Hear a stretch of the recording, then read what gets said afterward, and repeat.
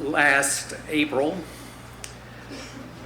the former members of the Meat Joy got back together for the first time in 38 years. We rented Rob Halverson's studio up on Cameron Road, which is the home of the first heritage tree here in Austin, Texas. Cameron Road takes that crazy turn right there because that was the first tree we saved and makes Cameron Road curve. We had a great time.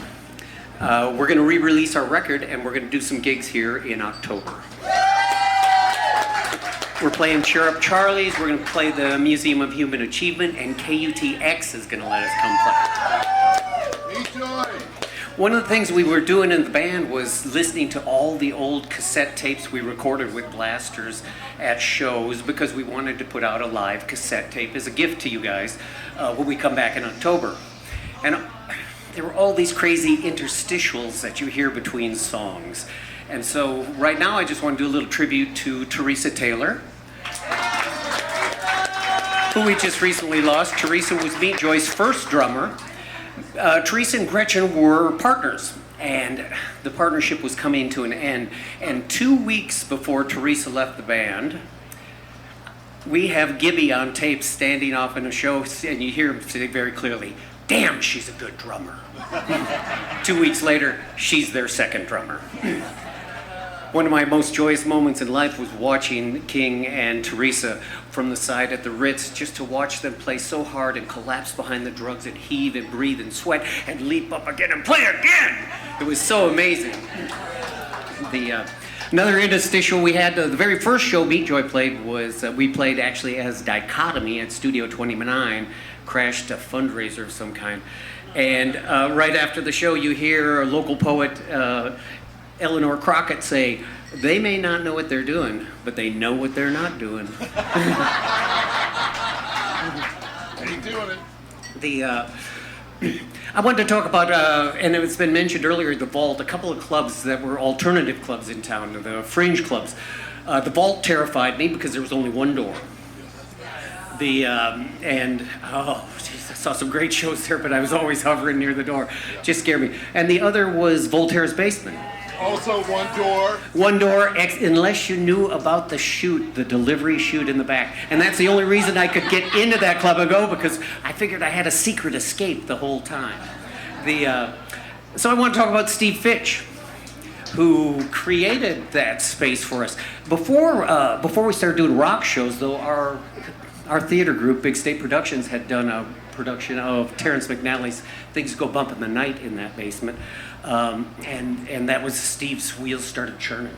And he's like, "Oh, we can do shows down here. We can do shows."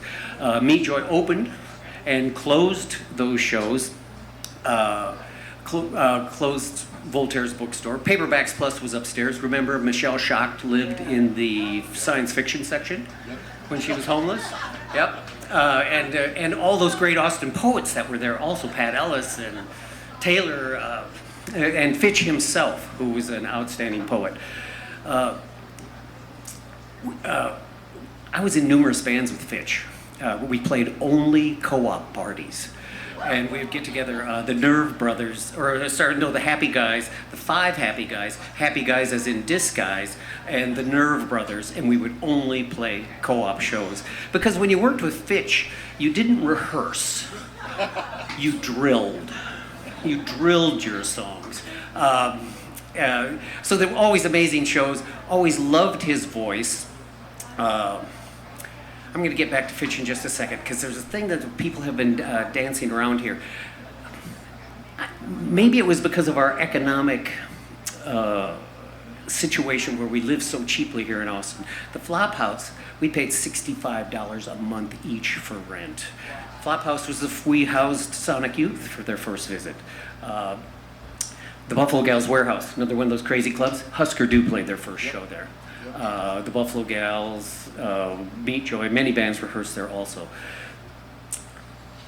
there was a thing that I believe, and David Yao has been talking to Johnny Hawks out in California, and he feels the same thing, that we had our own regional art scene happening. And it wasn't just the punk rock, because there were all those kids in film school, and we were making movies, and we were doing the thing, and then we're making the posters. And the thing is, we had these den mothers, Gary Floyd and Randy Biscuit Turner, who it was just mentioned, every night, go out there and start a band. And people did it. I had no musical abilities, no actual skills, and I played in numerous bands and got away with it. I played as an actor. You're absolutely right. It wasn't happening in other places. New York, San Francisco. I had lived in San Francisco, visited in New York. People were they were so unhappy there because they had to work so fucking hard. But we didn't have to work so hard because we had this, we didn't pay so much for rent.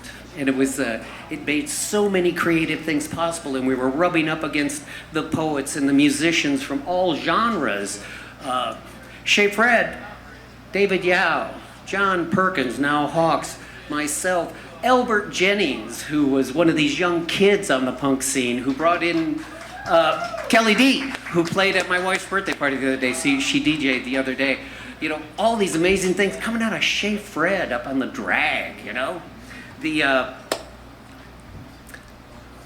So, Fitch, I miss you. I used to see you at some shows here in town. I don't know where he is, but if anybody sees him, tell him I'm reaching out to him. Do you guys, a couple of things about us I remember. Do you remember shuttle buses? I rode shuttle buses for free everywhere. In fact, met Todd Cassins from the Shoulders Now, the Jefferson Trout, numerous bands and stuff. Cool drivers playing great music on their own blasters in the shuttle buses. That was so cool. Who remembers moving to the campus area for summer because the rents were cheaper, because there were no students around? You just moved for 3 months, get a 3-month place, moving all the time. And who remembers Lizzie Pot Call Home? It was graffiti that spread all over town. It was Lizzie Pot Call Home. And that's the cry I'm putting out right now. Steve Fitch, Call Home.